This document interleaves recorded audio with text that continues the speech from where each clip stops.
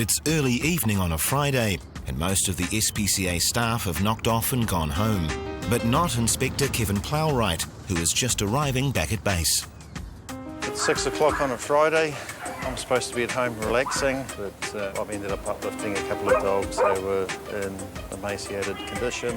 They were kept as burglar alarms, as they were described to me as, kept between the back door and the laundry door in a small concrete area. There's obviously nowhere near big enough, and I don't think there was enough exercise going down, and generally not looked after very well at all. I brought them in here. What we're going to do is run some tests and see if there's a medical reason why they're so thin, and then we'll go from there. Right.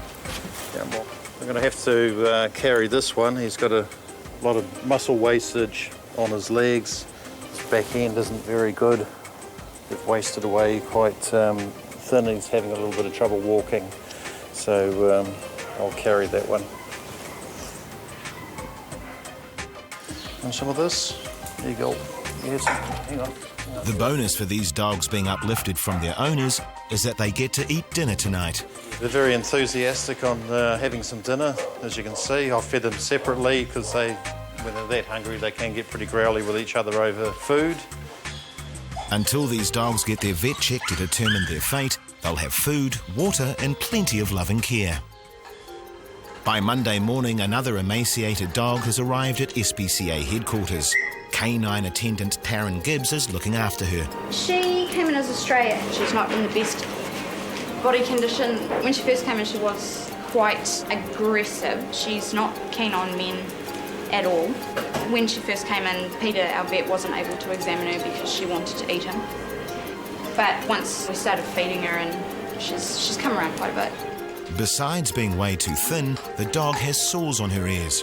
That is fly strike. Fly strike is an ugly disease caused by blowflies. Flies eating at her, really. In dogs, it can happen if the animals are weak or have dirty, matted hair. In severe cases, euthanasia may be the only humane option. Vet nurse Amy takes photos that could be used as evidence if the owner is found and the case goes to prosecution. Then it's time for a weigh-in. A dog of this size should weigh over 20 kilos, but she's nowhere near that. She should put on at least another 5 kilos, I'd say. Then she'll be nice and round. The skinny dog has taken a shine to Taran, who calls her new fan Bunker. But this is a difficult case. Bunker is scarred both physically and psychologically. She's a lovely dog and she needs a chance. I mean, just from looking at her, she looks like she's had a rough life. And nothing deserves that. So, give them as much chance as you can. And, I mean, if at the end of the day it doesn't work out, well, at least you know you tried. Across town, in a suburban house, an uninvited guest has turned up. It seems a stray cat has got stuck in the chimney. 2 nights ago we were sitting here watching TV and we had this loud bang and crash. Never thought much about it. Yesterday I came in and I heard this purring and I thought, God, what's that? So I moved everything out and sure enough there's a cat stuck behind there.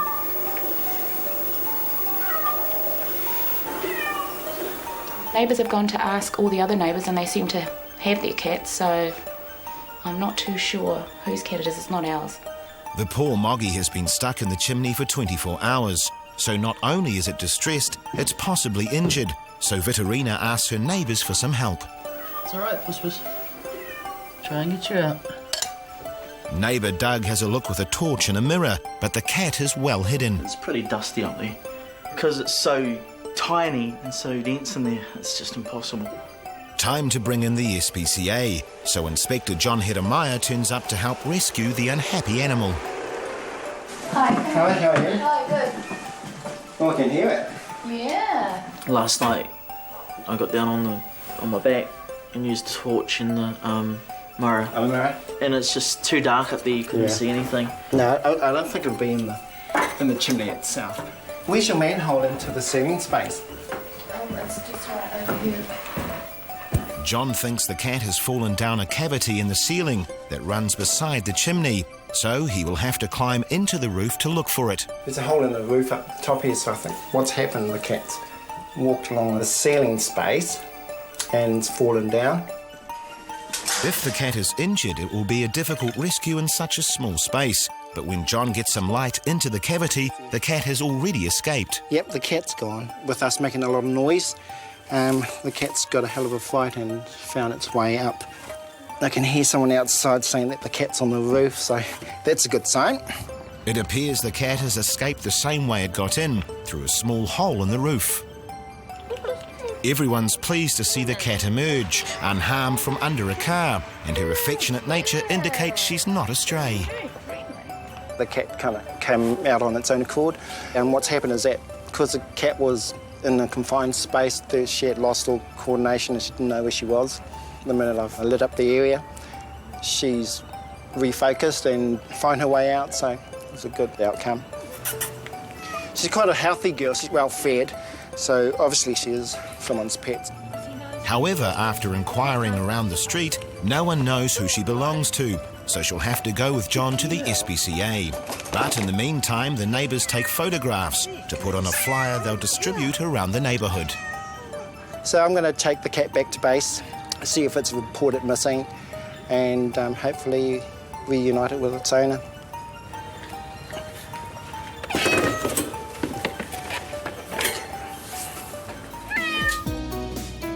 At the SPCA, the emaciated stray dog Taran named Bunker has settled down enough for her vet check. When she came in on the weekend, she wasn't friendly enough to be examined, but she's calmed down a lot in the last couple of days. It's amazing that she's settled down this quickly. She's probably 2 to 3 years old, pretty much skin and bones, and obviously hasn't been very well looked after. And these wounds on her ears are basically from fly strike, so they've obviously been going on for a very long time. Just a pressure sore where there's been no covering of the bones at all and just lying on concrete, and they just develop those sores. She's probably lost about 30% of her body weight, so that means over the next 4 to 6 weeks we'd probably expect her to put on 5 to 6 kilos, and hopefully over that time she'll also become more and more sociable. But you know, she's improving so fast that it's worth spending the time with her.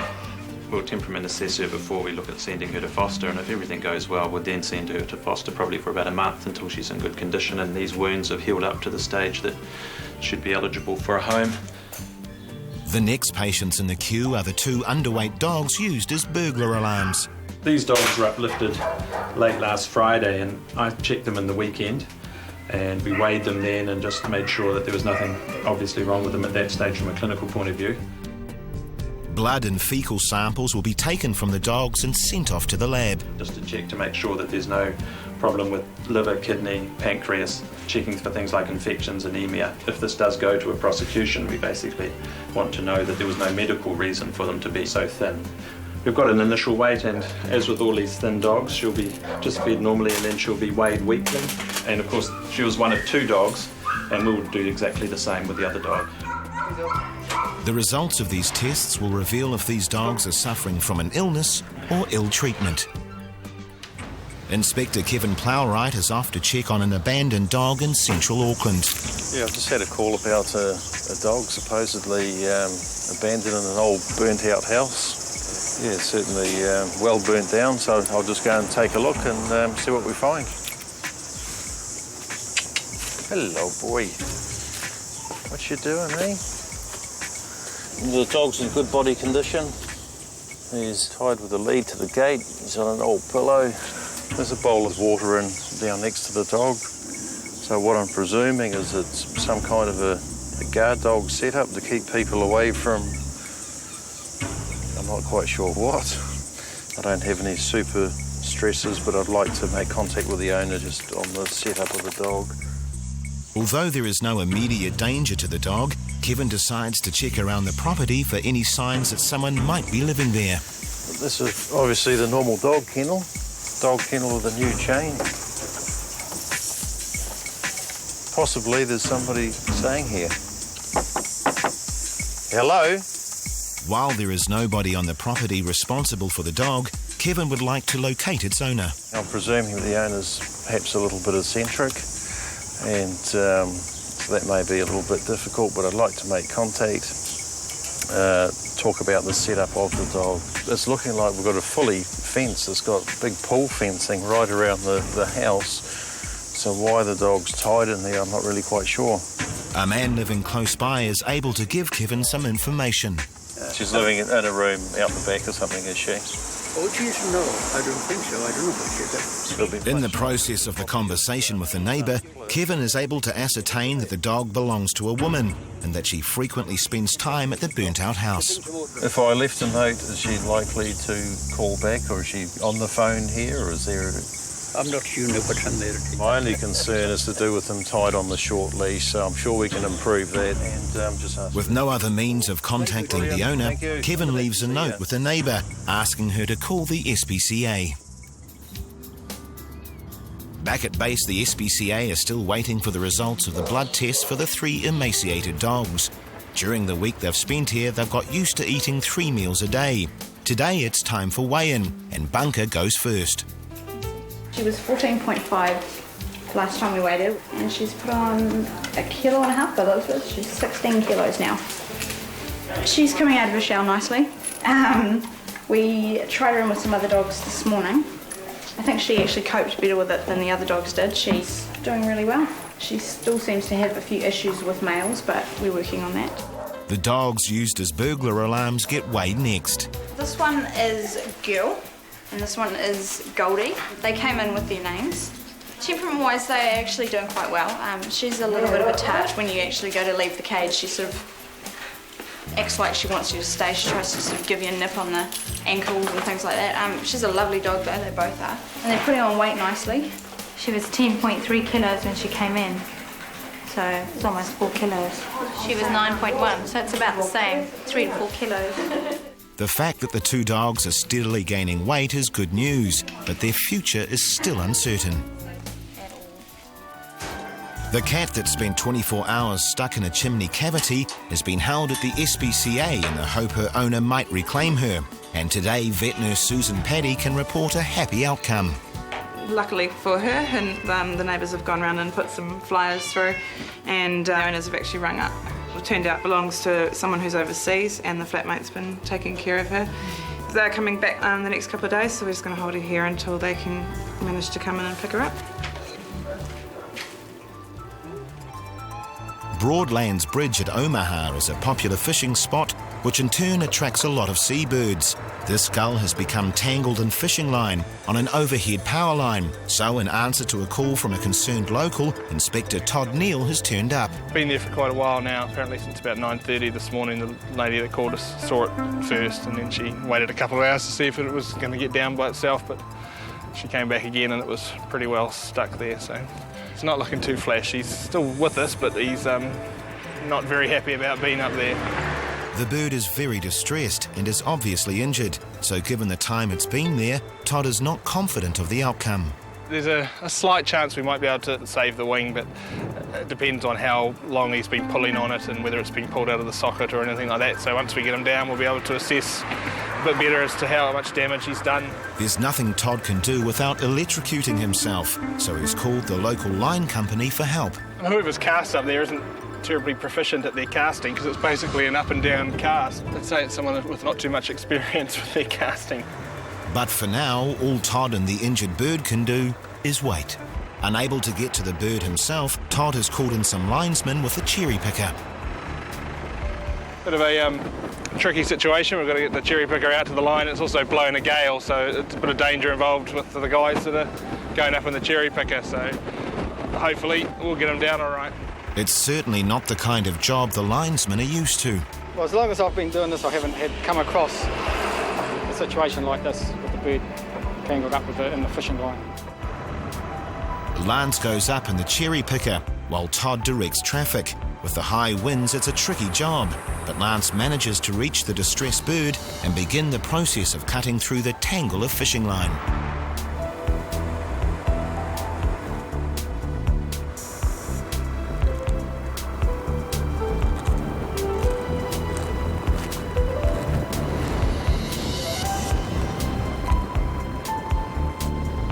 Mission accomplished. Lance is on his way back to terra firma with the Seagull, which will be taken by Todd to the nearest vet. But the bird is obviously badly injured, and it's touch and go as to whether it will make it. He's been stressing out and been major shock by now. The fact that it's likely the bird's wing and leg are broken and it's in deep shock doesn't bode well for its future, but Todd will take it to a nearby vet, where either the bird will be treated or put down. Back in central Auckland, Kevin has had no contact from the owner of the dog tied up at the burnt-out house, so he has returned in the hope that this time someone might be at the property. Hello, boy. Hello. See a lady in there, so I'll just go up and say hello. Hello. What you doing, boy? Hey.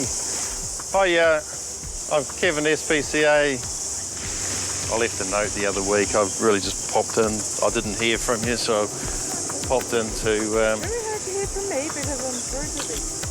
Okay. And I have a cell phone. Oh, okay. And I just about haven't got a house. Right. Is he not contained in that fenced area? Can he get out from there? Is that why you tied him?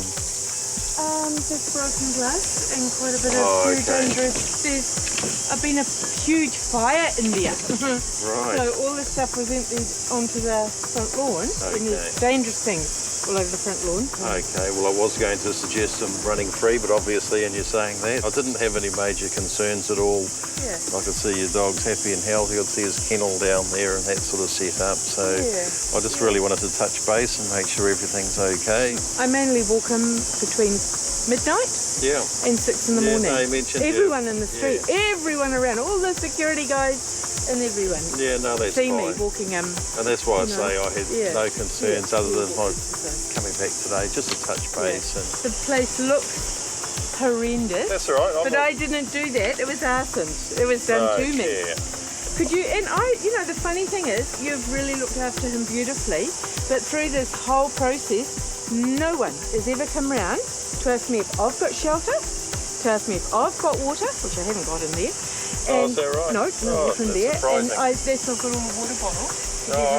Water. And no one's ever checked up on me. Oh, how long has the house been burnt like that for? 2 years. 2 years? Yeah. Oh, so you've just been making do for 2 years? Yeah. I make sure him and I have got water. No, that's right. Like I say, I know I can see he's in healthy condition and I am too. you make it. That's good. I thrive in this situation. Oh, you're doing well. Yeah.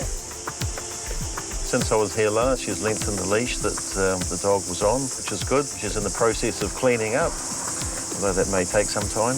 But my side, with the welfare of the dog, she's exercising it regular. It's in excellent body condition. I don't have any welfare concerns, and I'll probably pop in from time to time and just keep an eye on things.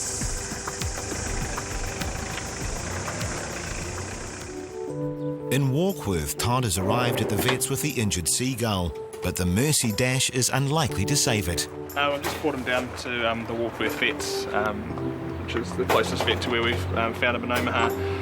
Unfortunately, it looks like he is going to have to be put to sleep. The wing and his leg are sort of pretty shattered, and there's bone exposed and things like that. So, not looking so good. So, the best thing we can do for him is just to basically get him put out of his misery as soon as possible. So, we'll take him in there now. It's enough that the gull has been cut down from the wires and that it can be relieved of its pain in caring surroundings. The two dogs found confined in a small space and used as burglar alarms have been staying at the SPCA for 5 weeks now. As you can see, they've put on quite a significant amount of weight in a short amount of time. They've sent off blood tests and fecal samples to establish whether there's a medical reason why they're in such thin condition. They've come back that there was no medical reason to why they were of such weight. So now we're looking at compiling a prosecution file to bring before the courts. The dogs will have to remain in our care until it goes through to court, so that may be some time. So we'll have the company of these guys for a little while yet. As well as their physical condition, the dogs are improving in other aspects. The mental health will be improving actually greatly because of input happening. There's things going on, there's people walking past, there's different people caring for them, different animals. So there's a lot going on in their world as opposed to before when you live your life in a very nothing happening kind of world. Not even dinner was happening. It's evident that ill treatment was the cause of their emaciated state, so the owner was prosecuted and fined $1,000. Meanwhile, Bunker the emaciated stray has been sent out to foster with obedience trainer Lorinda Loris, who has renamed her Chance. I just thought she suited a name that would suit her personality.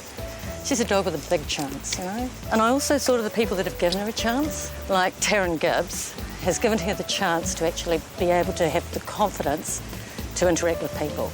I don't believe she had that ability before. And as you can see now, it doesn't seem to be too much of a problem for her.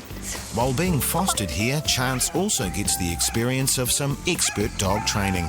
She needs a bit of what I call homestay, homeschooling, so that she knows the basic commands, she can live in a house, and she's responded extremely well. And Chance gets to learn something she's never done before, play. Dogs that have been brought up from puppies with play know all about how to do that. She knows a little bit of how to play with other dogs, but she doesn't know how to play with people. So I'm just showing her how to go. I'm being silly. The hope is that with her improving health and Lorinda's training, Chance will be able to be adopted out to a new home. Good job! Chance! Good girl!